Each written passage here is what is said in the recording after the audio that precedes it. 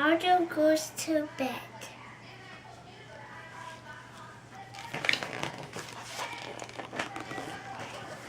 Time for bed, Otto.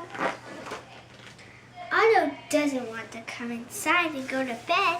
He wishes he didn't have to stop doing all the fun things he does all day, like digging for bones, chasing his tail, rolling in the mud, and barking at the cat. Woof, woof. He tries taking a big bubble bath, but that doesn't make him want to go to bed.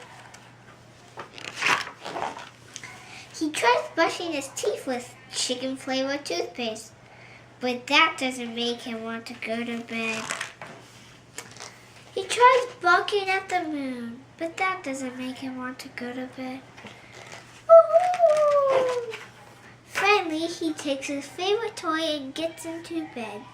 He closes his eyes and tries to dream about all the things he wishes he could do, like jumping on the bed, eating all the hot dogs he wants, and being a superhero. Then Otto falls fast asleep, and now he loves going to bed. Sweet dreams, Otto.